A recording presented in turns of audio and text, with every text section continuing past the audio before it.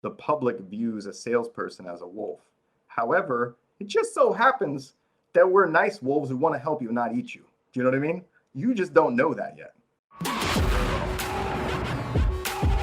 Welcome to the Disruptance Podcast. Here are your hosts, Eric Forney and Michael Bounds.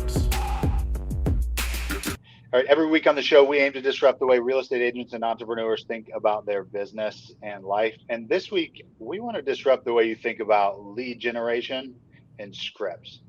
And what we're going to talk about today is how lead generation and especially how scripts are overplayed and tired. And yet everyone is still trying to teach scripting in our business. And today we want to disrupt why that's the 1990s of real estate lead conversion. And so who better to talk about that this week, Mike, than the great Dale Archdekin. And, everyone wants to know, Dale, why Mike and I are so cool and so wildly successful. Okay, actually, no one has probably ever said that. But, the one person we credit that to is for you. Right. And so Mike and I actually were both coached by you and definitely owe a lot of our success to you. So I guess we'll start with the formal introduction of who is Dale Archdekin. Yeah, no, actually, I'd love for you guys to just keep talking about how great I am. Can we do that for the first 10 minutes or so? That'd be awesome. Let's take the next 10 minutes, talk about how great your hair looks today, and then we can talk about how great this whole thing, I woke up like this. It was an accident. That's right. Forget about it. So I'm Dale Archdekin. I'm the founder of Smart Inside Sales. We're well known for our scripting and dialogue training course called Conversion University. I like to say that it's a higher level of lead scripting, dialogue, conversation that we teach to agents and ISAs. And it was really born from running high-level ISA departments where your ISAs, the companies are spending tens and tens of thousands of dollars on leads every single month, lots of different marketing channels, lots of different sources. You've got a very expensive ISA department made up of the only paid salespeople in a real estate company, right, with a base salary. So they have to produce, they have to convert at a high level in order to make all of that endeavor profitable. I started out cold prospecting expireds for sale by owners. I was one of the top expired and for sale by owner listing agents in my market at the time. And so being actually in the streets, and the funny thing is the reason we're talking about old school scripting, as we were joking in the green room, is that when I was selling real estate, I was in Mike Ferry coaching, right? I was in Mike Ferry coaching. I did their scripts. I did what they told me to do. I said the things they told me to say, and I didn't like the conversation. The lead usually didn't like the conversation, but I ended up selling real estate. So even if you do it in a way that's uncomfortable for everybody and is ass backwards to the way that anybody communicates with each other today, you can still make things happen. I'm not bagging on their company. I'm saying they helped me be successful by teaching me a process. I then afterwards went, and as I'm running and I'm teaching salespeople, I started giving what you discover as a top salesperson over time is that you depart from those kind of scripts. You depart from that formula. You start to understand how to have a natural conversation with people and how to get on the same side of the table with them, how to discover what they really want and give it to them, even though they're saying no to you right now about how you want to deliver it, or who's going to deliver it, or when you're going to deliver it. But if you can figure out what they really want at the end of the day, a top salesperson, really experienced salesperson, can massage that conversation there. So what I sought to do is take what the expert salesperson actually does and be able to condense it down to teach it to newer agents and ISAs, or even teach it to experienced agents and ISAs who just hadn't learned that way before. So that's where we developed Conversion University and my company, Smart Inside Sales. And so that's what we focus on. There's so much good stuff in there, Dale. So when you said that basically that, I'm gonna paraphrase this, that sales scripts are awkward, right? Is everyone, especially new agents, always says how uncomfortable they feel, paraphrasing, repeating, trying to use scripts. And the biggest aversion that I think that agents have in lead generating is how they sound or how they feel when they lead gen. So can you use your sales process and sales models for brand new agents, or is that a 400 level course where new agents maybe don't have the base for it? here's what we do. And this is something that we've discovered is we typically will teach, we do teach some scripting to newer people that don't have any experience. But we also teach them the concepts behind what's the structure to a comfortable conversation. So we will teach them, and we're pretty strict, or not strict, but we're pretty adamant about teaching you an intro. Here's how you enter a conversation on the phone. Here's how you initiate or carry on a dialogue via text or email, right? Can we get some free coaching? What's that free intro sound like?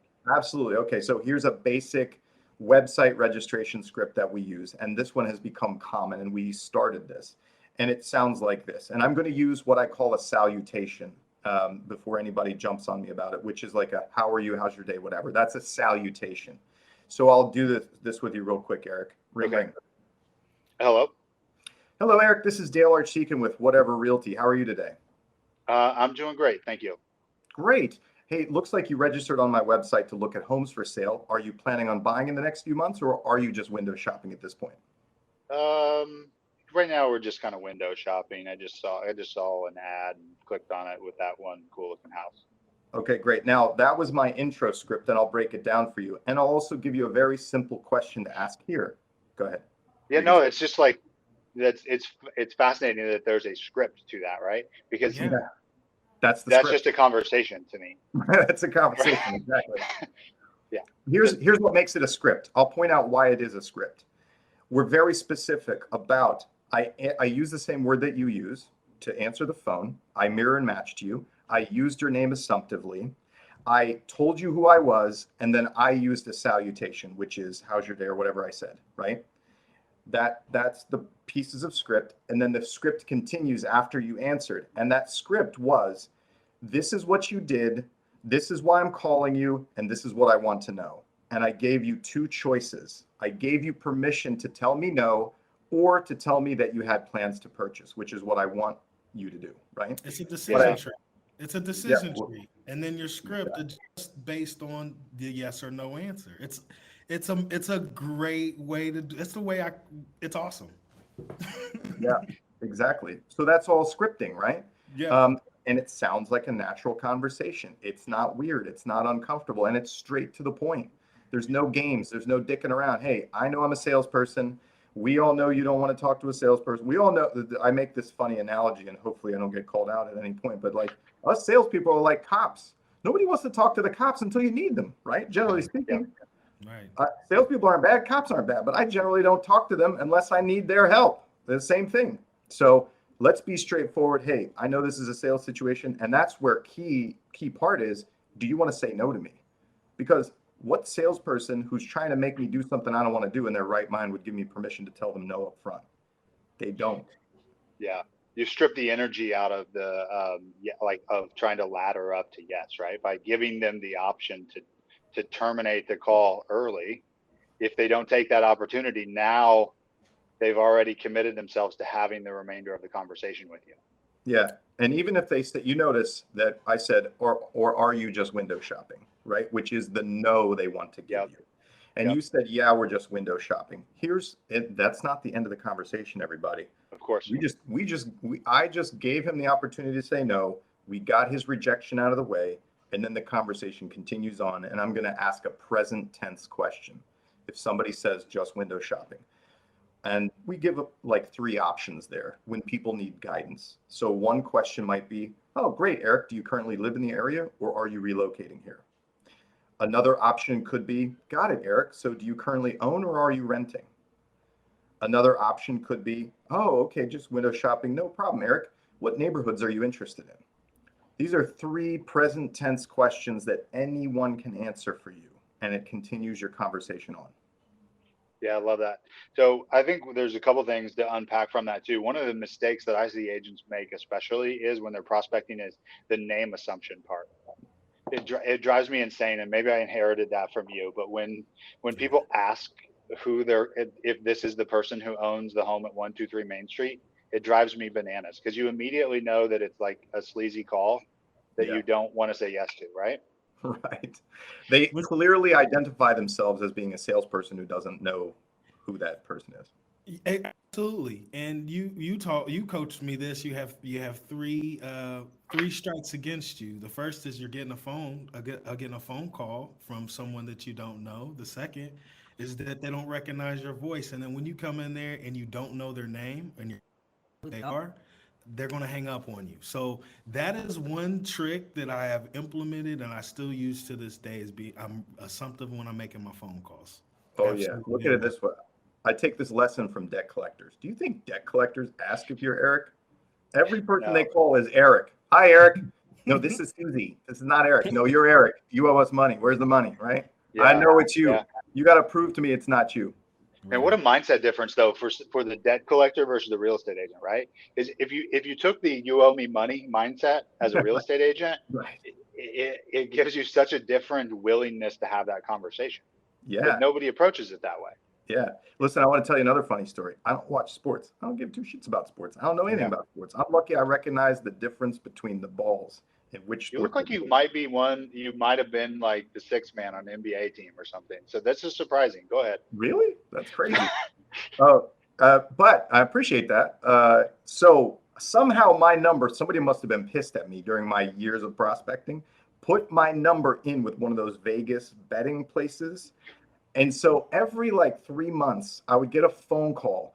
Hey, Michael, blah, blah, blah. We got this line about the game, blah, blah, blah, blah. And I'm like, I don't gamble. They're like, yeah, right. All right. How much action do you want on it? Right. And I'm like, no, really, I don't. And like, everybody says that. Okay, here's what I got for you. Right. I'm like, oh my God, I can't get out of this. Like these guys are like, if you could act that way, that assumptive, they're just like, yeah, okay. So I got this game versus these people, right? And they just won't, they don't take no for an answer. Like, they should be selling cars, but so that kind of approach, right? Hyper assumptive makes a difference. So that's one thing though I want to jump on too, though, is the idea of like not taking no. I think we probably agree is that the concept of like overcoming objections, right? Or like having like objection responses for people. I'm not personally a fan of them. And I assume that you're not either. Tell me your philosophy on how to handle objections. So what we've discovered, and you'll discover this if you think about it and you talk to people, is that when somebody says, I'm not going to do this, or I'm not going to do it this way, or I'm not going to do it at this time, or I'm not going to do it with this person, that's basically all your objections fall into one of those categories, right? Or a mixture of them. What they're actually saying is they're saying yes to a different time, a different way, a different person, a different approach. So in objections, what I train people to do is, you're hearing no, I want you in your conversation or your questions to figure out what they're actually saying yes to and see if you can give that to them, right? Just in a different way, or in a different time, or by a different person, or in a different manner. So that's where we look at objections differently from having like a paragraph where you make somebody wrong and you try to logic trap them. So I wrote down like objections are misframed yes. Exactly. Basically, you've just not given them the box to put their yes into. Yeah. And they're so saying then yes to something else. You don't know what it is or how it is or who it is. Even if that yes is waiting. Right. Or even if that yes is not making a decision, or the yes could be any number of things. Right. And so how do I then figure out what box to put it in? Let me give you an example. Let's use one of the hardest objections to deal with. And this isn't to condition everybody. So we have to understand condition versus objection. A condition is I have no money and a 4 credit score. That's a condition. Okay. We're not fixing that. But an objection is, hey, I'm going to list my property with my sister who just got her real estate license. Okay. So that's an objection. So what we hear is, no, I'm not going to list my property with you, real estate person. What they're actually saying yes to, so it's not a no, it's a yes. I'm saying yes. This person is saying yes to listing my property in a way that's going to support my sister, and I get to work with someone that I love and trust, right? That's what they're saying yes to. Okay, well, now I have to position it in a way that I can capture that I can give them, I can sell them what they're buying. They're buying, list my property, support my sister, work with somebody I love and trust, right? So this is just off the cuff, and again, it's one of the most difficult objections that you'll run into.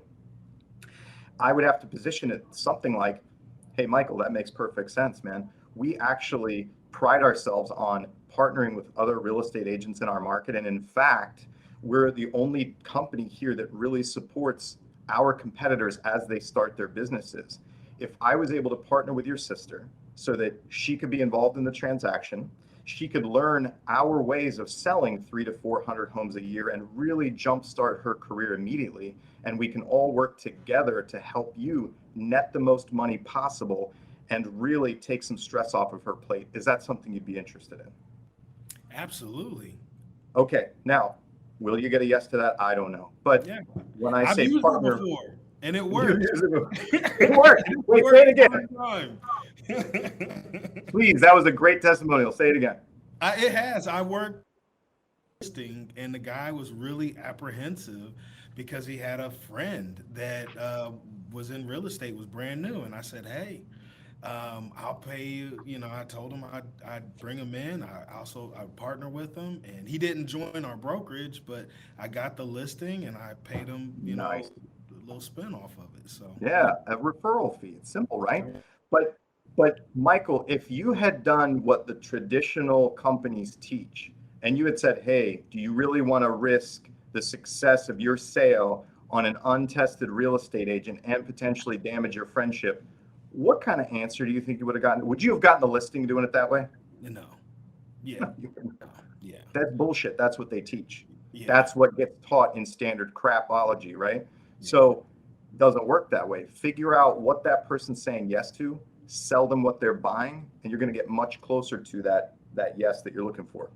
Yeah. So in order to overcome that objection, I define the yes, right, or the inverse, right, is kind of what you teach is follow the no, right, and when you follow the no, you get the yes, Yep. and then I heard you say make them right. Yeah, Right? absolutely. Nowhere in there did I say it was stupid that you wanted to work with a newly licensed person who had a personal relationship to you, because that's not the way you're thinking. That's not the right way to go about it. You're right in what you're trying to do. All I'm doing is I'm trying to give you what you think you're already going to get and offer you more, better, cheaper, faster, easier on top. Love it. Is that the hardest objection to overcome? The family, or I know a guy? Yeah, I would say that would be one of the hardest objections to get any movement, to get anything other than a no, because a lot of times the answer that you're going to get to that, no matter what, is let me talk to them first. Yeah. And that becomes then you have to get real crafty, right? Where you're like, hey, maybe before you talk to them, you should be fully prepared with all the questions that they might have for you. Why don't we meet for 20 minutes first, like tomorrow if you have time, and then go talk to them and you two can make a decision, right? So I have to get a little more crafty and I got to be like, oh no, don't call them yet, right? You talk to me first. Yeah. So yeah, that's one of the more difficult ones to deal with. Yeah, you got to try to almost erode trust in order to get the yes for that meeting or for that appointment, I would imagine. Right. Yeah. Yeah. What else do agents struggle with from a conversion perspective, other than just like picking up the phone and taking the action? Because we know that that's like step one, right? So what else do you encounter that is one of the biggest hurdles for agents? I would say that when they first encounter resistance, like that first no that they get or that first objection, like getting the balls up to stay in there and stay in that conversation and not run away.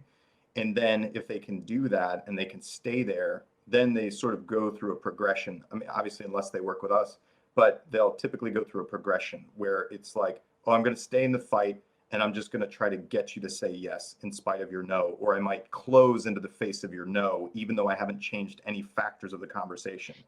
Or I'm going to try to just pitch you immediately into your no. And again, I haven't changed any factors of the conversation until they grow to a point where they start, people will do the techniques that we teach, but usually they've been selling for 10 or 15 or 20 years before they discover those things naturally. We take those things that those high level salespeople do naturally, we turn them into a teachable thing that shaves the learning curve off for agents. How long is that learning curve? Because what I heard you say is you have to unwind your like 10 to 15 year programming of doing it inefficient. And the same thing maybe with an agent who's newer. They've got to learn the like foundation. How long to achieve Dale Archdekin level of mastery? Usually within about a year of working with us. So there's some quick things. They get some quick wins, like the script we started working with. People can emulate that in one session, right? They can parrot it back to you in one session, but you won't hear them perfect it in their real conversations with people until you've practiced it a few times with them, and then you've made them listen to their conversation. Then you start to see it creep in and they can get the intro.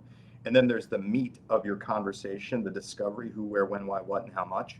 And then you get to a point where you can now start handling objections and unpacking them. So people progress quickly, but I would say after about a year of working with us, you can emulate or mimic back to us those concepts that you showed on that poster that I give people. Yeah. It takes about that long for you to hear it inside their conversations with real people. Hey, I have a question for you.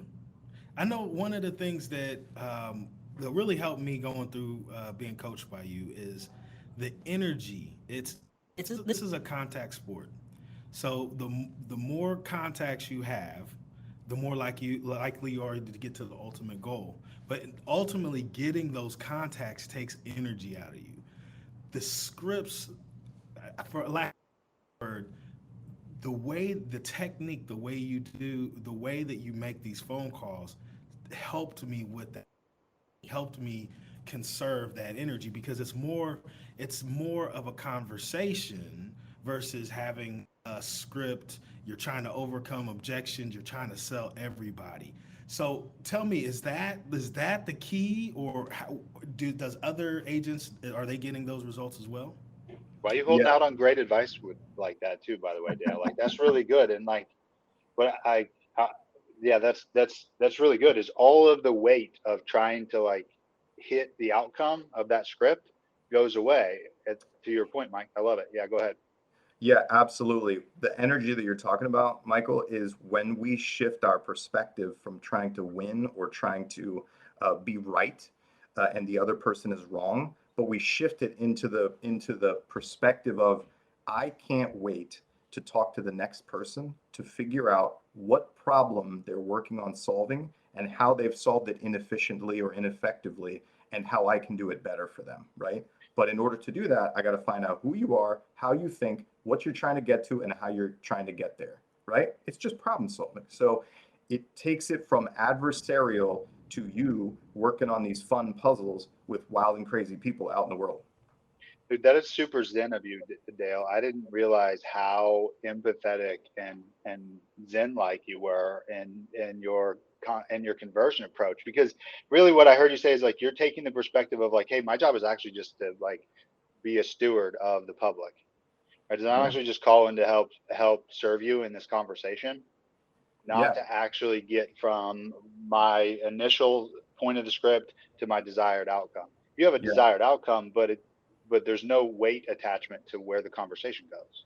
Here's what I've been able to do is help people, those really like empathetic people, and I think a lot of women tend to be this way, where they're like, they really want to help people, but they look at interruption marketing or interruption sales, like what they're doing, where they call a lead who doesn't expect it, or they have to follow up with somebody who said they didn't want to be followed up on, as a negative impact, right? As like, this is the opposite of what they want to do.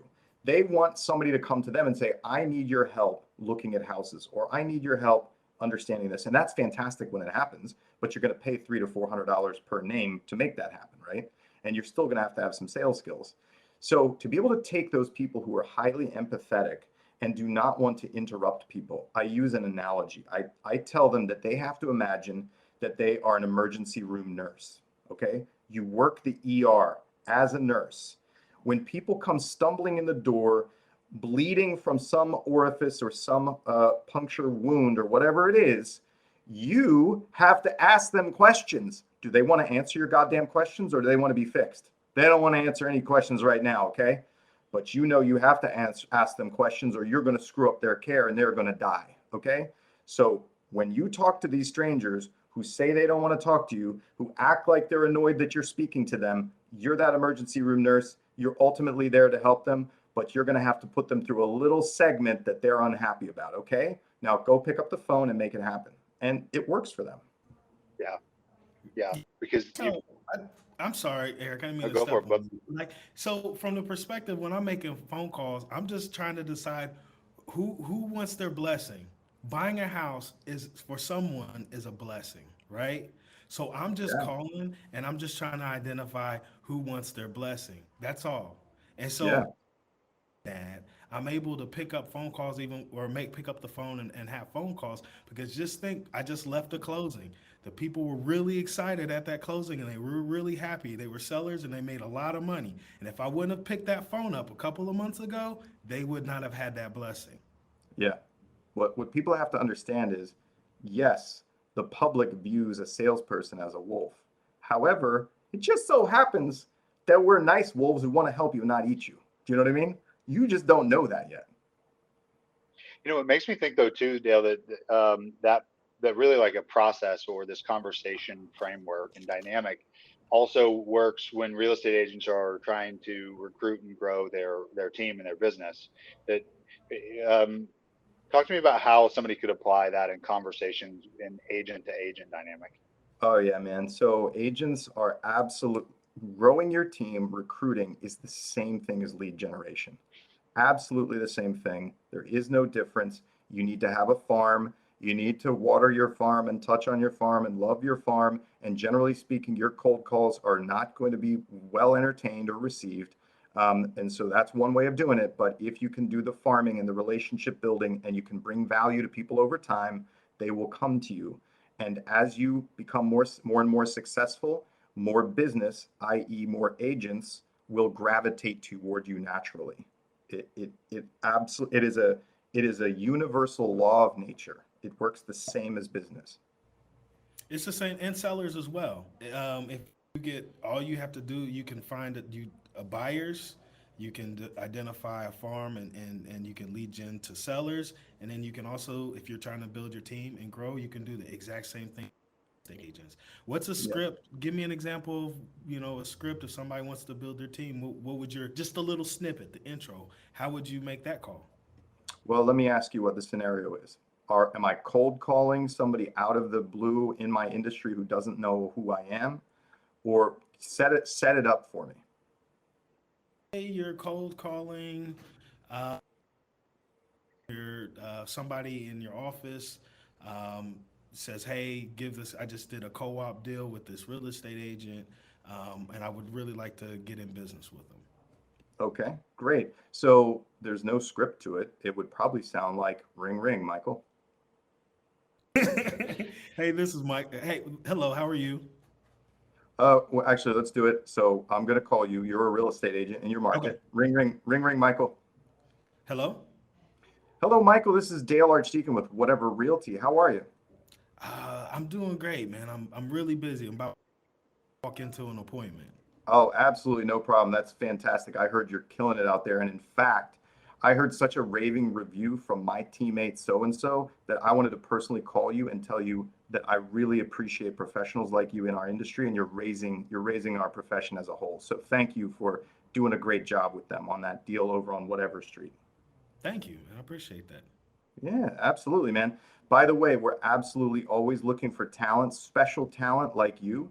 If you would ever be interested in having a conversation to see if my company might be able to help you achieve and surpass your own goals, I'd love to talk with you about that. Awesome. Well, I'm not really looking right now, but I really appreciate the phone call. I appreciate it. Absolutely. No problem. Here's one other thing that I do. I do like to have a coffee with other people, other real good high players in my market, just so that we can collaborate and share best practices. Maybe I can give you some things that we do at my company. I can learn some things from you. Would you be willing to meet, say, Wednesday or Thursday next week for a Love quick it. coffee for 15 minutes? Sure. Yeah, I love it. Love it. Okay. Yeah. I made The an ask. same thing. Same thing, right? Listen, I'm going to blow some sunshine up your ass and make you feel really good. You're so good at that too, by the way. What's that, Eric? You're so great at blowing sunshine up the ass. I hope you have that on your business card. Head sunshine, dude. But listen, everyone, when's the last time you could get mad at somebody who told you how fantastic you were? Yeah. It doesn't happen, right? Yeah. So lead with that. Even if you can't stand this person, believe me, they will automatically like you. And be genuine. I'm not like lying or anything. I'm playing the role. I'm imagining that that's what actually happened, that my agent said this person was a great agent and that they did a great job on the other side. And so I went with it, man. Like people they want that. And I made the quick pitch. Hey, I want to see if I can help you take achieve and surpass your goals. And he said, not right now. Perfectly fine, man. That's like circle prospecting, right? The 99 people that you call to ask, hey, do you want to sell your house, are going to say, not right now, right? That's what they're going to say. So just know that that's going to happen, no problem. But I'm going to make a connection with this guy, see if I can bring value to him because he's in my farm. He doesn't know this, but he's in my farm. And I'm going to stay in front of this guy, and I'm going to keep impressing him with my company and with value until he says, I think I'd like to row on that ship as well. So Dale, so anyone who's listening, who is interested in learning more about what you do, which is, take average real estate lead generation and conversion and really make it ninja 400 level skill set, right? Or the person who's looking to grow their team and wants to figure out how to scale lead generation and lead conversion for their team. You have Conversion you have coaching. Tell me about everything that you offer as part of your lead conversion empire. Yeah, so we focus on either the agent and ISA level with their scripting, sales, training, foundational stuff, like foundational and high level sales skills for the agents and ISAs. We also then focus on leadership because if you don't have strong leadership, accountability, and structure, you aren't going to have highly productive agents or ISAs. And so we help teams scale and organize and, improve the accountability and production of their teams so that they can scale and they can achieve what they want, even to the point where they can get out of production, which is what a lot of our clients are focused on doing. Having a company that can produce $200,000, $300,000, $500,000 in income, $1 million in income without the team leader having to open the doors or go on the listing appointments. And so they can do that with your company a myriad of different ways, right? So you tell me about everything that you guys do so that everyone can understand on the listener side what different options are available to them, because maybe they're a brand new agent and they're not ready for one-on-ones with you, or maybe they're at that leadership level. What all are the kind of tiering and different value props? So under Conversion University, which is scripting, dialogue, training, most of the stuff that we're talking about here. That's like a scalable package that a team leader implements for their entire team or for themselves even. Yes, absolutely. So you can be an individual and come to us. We have a group environment that will teach you Conversion U, doing live training with a specialist just like this, listening to your calls, role playing with you in a group environment as a one person, two persons. So that's great for like your individual agent or a small team where there's a couple of agents, or even you've just hired your first ISA or whatever it is. You put them into group. Or we have a team or brokerage version where you can have a dedicated trainer that teaches these concepts and these techniques to your team. And that's generally better for like a 4-person team up to like a 15 to 20-person team. Beyond that, we can still have a dedicated trainer. It's just that the format changes a little bit because you can't be as high touch as we are with that many people. So that's Conversion U, scripting, dialogue. We've got group. And then we've got dedicated trainer. And then on the business scaling, I missed the ISA part. If you want to hire an ISA into your company, or you've hired an ISA and you can't figure out why they're not productive, or if you have done it and wasted a lot of money at it and you want some real help, we can help you specifically hire and train ISAs to support your sales team. And you can scale that too. So we do that in a dedicated environment as well.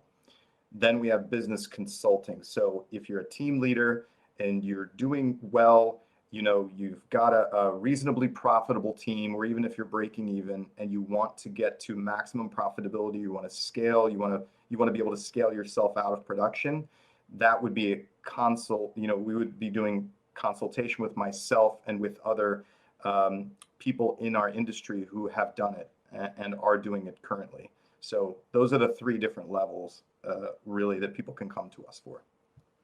I love that. So really it's regardless of where someone is experience wise, you've got an offering for them, but it's not the tired, played out real estate coaching that you get in a box, right? It's not the fast food of real estate agent coaching.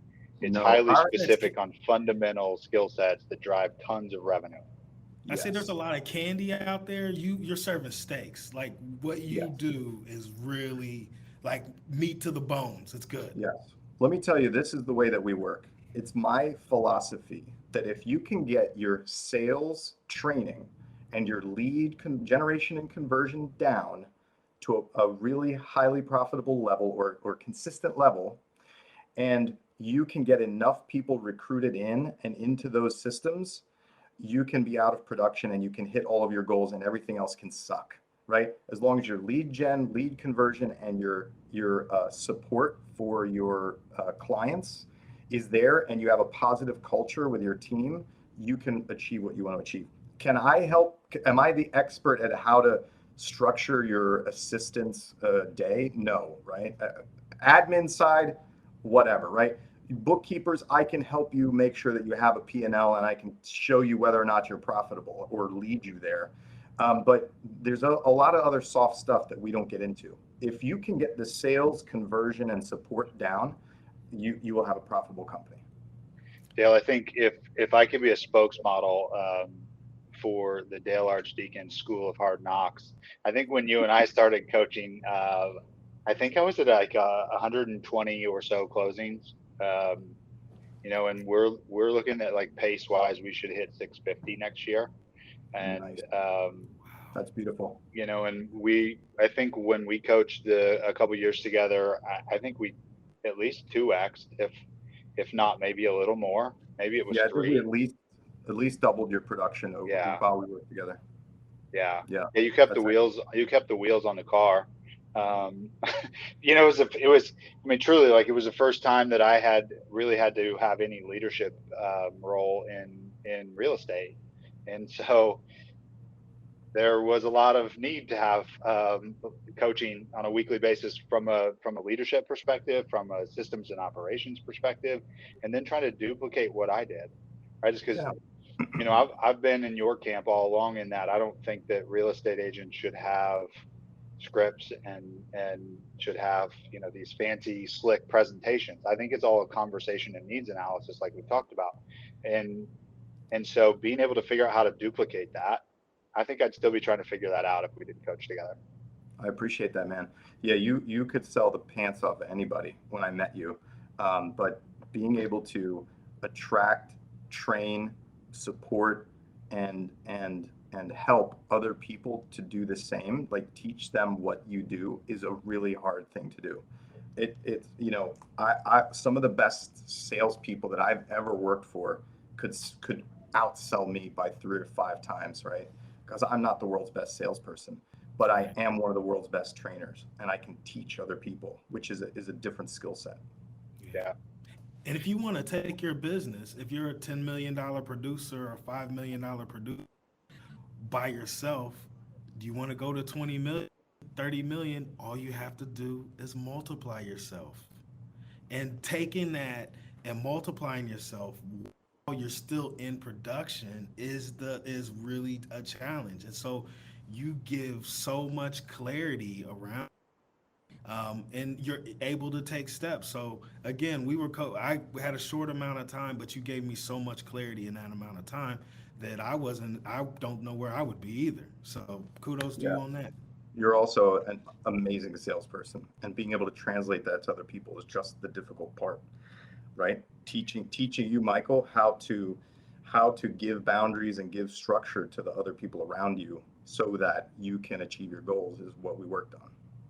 And I think we could talk for days. This is a topic that I know the three of us are passionate about, right? Is improving the professionalism, the sales skills, and really the fundamentals of leveling up what a real estate agent does. I know we can talk about it way longer than just this podcast, but I want to be mindful of everyone's time. So where can someone find out more info about you, Dale? Very easy to find. So our website is smartinsidesales.com. I'm Dale at smartinsidesales.com. And if you have Facebook, you can find us easily. If you have YouTube, you can find us easily. My name is kind of, out of the ordinary. So all you have to do is Google my name, or find, you can email me, find us on social, follow us. We pump out a ton of content. I have a podcast called Cash Call that I do in the Lab Coat Agents group, where my co-host and I are literally like playing real conversations from salespeople and breaking them down live for listeners to check out. So we're easy to find. Dude, I think Lauren listens more to you on podcasts and on your cash calls than she listens to me in my podcast. But listen, no shade. My wife follows other people. My wife doesn't do anything I say, man. That doesn't even happen. Yeah. She'll do I know the opposite of what I say just because I said it. So yeah, she's in real estate too. I just just said that exact same thing. Didn't you just hear me? That's what team leaders say when they bring me in, right? For a couple training sessions, they're like, God damn it, I tell them that every single week. All of a sudden, they have an epiphany now because you said it. It's just because it's somebody else. All right, Dale, man, you're the man. So everyone go and look for Dale and his training. He's easy to find, and tons of amazing content on leveling up your business. smartinsidesales.com.